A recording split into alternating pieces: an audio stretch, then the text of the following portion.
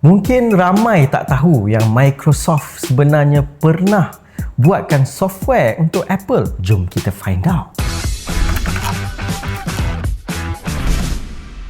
Steve Jobs dan Bill Gates ni pernah bekerjasama, pernah bergaduh sehingga bawa kes ke court, pernah mengutuk dan pernah juga memuji antara satu sama lain. Dua rival ni kita nampak sentiasa bersaing, dan Steve Jobs dan Bill Gates ni dah macam ada love-hate relationship sepanjang diorang becoming the giants dalam dunia perkomputeran. Tapi dalam kita kata Apple dan Microsoft ni giants dalam dunia perkomputeran, sebenarnya yang buat dua brand ni naik adalah sebab teknologi dari tim research company mesin fotostat iaitu Xerox. Saya Hadi Fahmi, brand strategist dan konsultan dari branding agency Butterfly Hippo. Subscribe untuk bersama saya kita ubah landscape bisnes di Malaysia dengan framework dan brand strategi yang diguna pakai oleh brand-brand besar dunia. So benda ni sebenarnya bukan rahsia dan keluar sendiri dari mulut Steve Jobs sendiri. Xerox could have owned the entire computer industry today. GUI ataupun Graphical User Interface yang Apple dan Microsoft guna asalnya dicuri dari teknologi yang dicipta oleh tim Research Park dari Xerox. Siapa Park ni? Sekitar tahun 1960-an, Xerox ialah jerung besar dalam industri dalam industri fotokopi. Antara kejayaan terbesar diorang ialah Xerox 914. Kenapa nama dia 914? Sebab boleh kopi kertas saiz 9/14 inci. Dan dari Park ni juga katanya ditubuhkan research center ni sebab to invent the office of the future. Bunyi memang visionary sebab diorang tahu bila teknologi digital dan teks atas skrin dah mula wujud. Tapi masalahnya top management Xerox ni tak sebijak tim dari Park. Walaupun Xerox sendiri yang tubuhkan research center, tapi bila research center buat teknologi baru, contohnya mouse, top management ni gelakkan discovery team Park ni. Diorang nak berinovasi, tapi masih dibayangi mesin fotostat. Top management Xerox tak nampak teknologi yang dicipta tim Park boleh mengubah dunia. Tapi siapa yang nampak? Steve Jobs dan Bill Gates. Berkali-kali geng-geng Apple ni suruh Steve Jobs dijenguklah Pak tu. Biasalah Steve Jobs ni, keras kepala. Mana ada orang lain dari terror dari dia.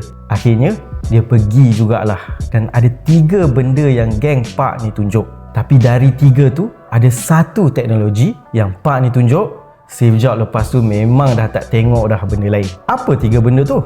Object Oriented Programming, Ethernet dan juga GUI. Bila dia tengok je GUI tu, dia kata Xerox ni dah pijak atas lubuk emas. Tapi kenapa dia orang tak buat apa-apa dengan teknologi tu?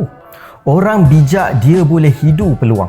Samalah juga dengan Bill Gates tu. Dia pun dah pergi jumpa geng Park ni. Dia pun impress sama.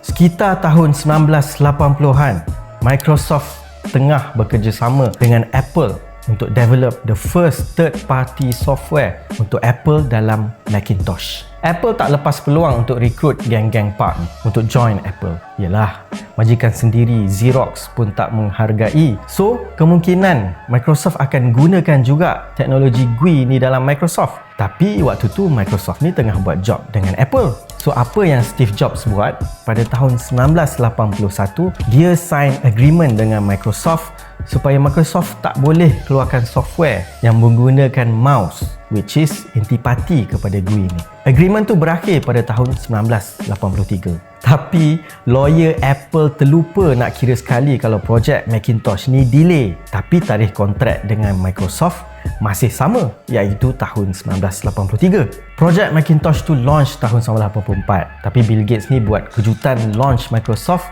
yang gunakan GUI dan boleh guna mouse ni November 1983, iaitu Windows termasuklah Microsoft Word. Steve Jobs bengang lah dengan Bill Gates. Saya bukan Steve Jobs dan saman Microsoft di mahkamah sebab langgar kontrak. Tapi kalah.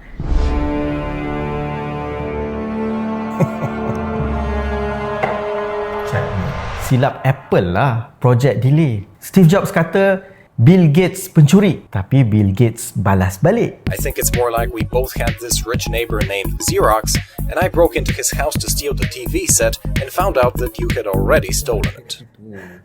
Steve Jobs kena balik. Dari sini kita boleh kenal dua individu ni yang ada trait yang sama. Diorang akan pandang jauh. Jenis yang visionary dan cepat innovate. Memang berbeza dengan top management Xerox. Nak membina bisnes dan brand yang boleh bertahan lama memerlukan leader yang visionary. Perlu ada vision yang besar dan menjangkaui wang ringgit. Vision yang bukan dari kacamata founder tapi dari kacamata pengguna, kacamata industri, dari kacamata apa yang orang perlukan dan nak nanti in the future.